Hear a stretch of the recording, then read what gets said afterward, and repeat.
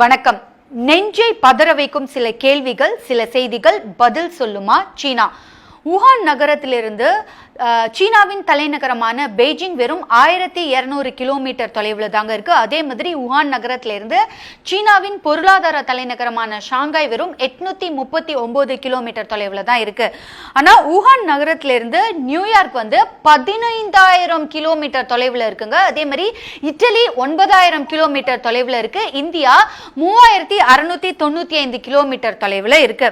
இதுல பெய்ஜிங்ல இந்த கொரோனா வைரஸால தாக்கப்பட்டவர்களுடைய எண்ணிக்கை எவ்வளவு அப்படின்னு நீங்க கணக்கெடுத்து பாத்தீங்கன்னா வெறும் 569 தான் பதிவாயிருக்கு. இறந்தவர்களுடைய எண்ணிக்கை 8. அதே மாதிரி ஷாங்காயில கொரோனா வைரஸால பாதிக்கப்பட்டவர்களுடைய எண்ணிக்கை எவ்வளவு அப்படின்னு பார்த்தோம்னா 486 பதிவாயிருக்கு. இறந்தவர்களுடைய எண்ணிக்கை 5.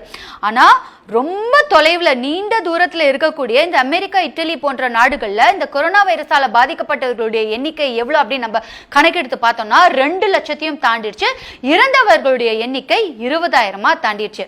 இப்போ சைனால ஒரு வீட்டில் கிச்சன்ல தீ பத்திக்கிட்டு எரியுதுன்னா அடுத்ததா என்ன நடக்கும்? அதே வீட்டில் இருக்கக்கூடிய லிவிங் ரூம், மற்ற பெட்ரூம்ஸ், டைனிங் ஹால் இந்த மாதிரி இடத்துக்கு தானே இங்கே தீ பத்திக்கிட்டு எரியணும். ஆனால் அதை விட்டுட்டு பக்கத்து நாட்டில் தீ பத்திக்கிட்டு எரியுதுன்னா இது சீனாவுடைய சூழ்ச்சியா இருக்குமா அப்படின்னு தெரியல. இந்த சமயத்துல தான் சீனா கிட்ட சில கேள்விகள்லாம் கேட்கணும் அப்படின்னு நாங்க நினைக்கிறோம். முதலாவது கேள்வி, உலகம் முழுக்க இந்த கொரோனா வைரஸ் தீயா பரவிக்கிட்டு இருக்கும்போது வுஹான் நகரத்தை தவிர சீனாவின் மற்ற நகரங்களுக்கு பரவாதது எப்படி? அதுலயும் குறிப்பா சீனாவின் தலைநகரமான பெய்ஜிங்லயும் சீனாவின் பொருளாதார தலைநகரமான ஷாங்காயிலும் இந்த கொரோனா வைரஸ் பரவாதது எப்படி? இரண்டாவது கேள்வி, சீன அரசாங்கம் வுஹான் நகரத்துல கொடூரமா பரவிக்கிட்டு இருந்த இந்த கொரோனா வைரஸை பத்தி உலக நாடுகளுக்கு தெரியப்படுத்தாதது ஏன்? மூன்றாவது கேள்வி, வுஹான் நகரத்தில் ஏற்பட்ட இந்த கொரோனா வைரஸின் தாக்கத்தை உலக நாடுகளுக்கு, உலக மக்களுக்கு சமூக வலைதளங்களின் மூலமா தெரியப்படுத்திய சீன மருத்துவர் டாக்டர் லீ வென் லியாங்கும் லோக்கல் பத்திரிகையாளர் சென் குயிஷும் ஏன் இறந்தாங்க, எப்படி இறந்தாங்க? நான்காவது, வேர்ல்ட் ஹெல்த் ஆர்கனைசேஷனுடைய டைரக்டர் கொரோனா வைரஸ் ஒரு தொற்று நோயே அல்ல அப்படின்னு எதற்காக அவருடைய ட்விட்டர் பக்கத்துல பதிவிட்டாரு?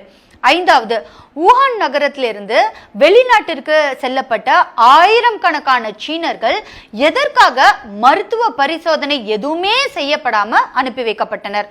ஆறாவது, இந்த கொரோனா வைரஸிலிருந்து மீண்டு இயல்பு வாழ்க்கைக்கு வரத்துக்கு குறைந்தபட்சம் 5-6 மாத காலங்களாவது ஆகும் அப்படின்னு மற்ற நாட்டவர்கள் கணிக்கும் போது எப்படி சீனா மட்டும் இவ்வளோ குறுகிய காலத்துல ரொம்ப சீக்கிரமாவே அவங்க இயல்பு வாழ்க்கைக்கு திரும்பிட்டாங்க? அதுலயும் குறிப்பா ஹோட்டல், ரிசார்ட்ஸ், தொழிற்சாலை அப்படின்னு எல்லாத்துலயுமே அவங்க இயல்பு வாழ்க்கைக்கு வந்துட்டாங்க. இன்னைக்கு உலக நாடுகளுக்கெல்லாம் மாஸ்க ஏற்றுமதி செய்யறது சீனா தாங்க. சீனால இருக்கக்கூடிய டான் பாலிமர் அப்படிங்கிற நிறுவனம் தான் இந்த மாஸ்க தயார் செய்யறாங்களாம்.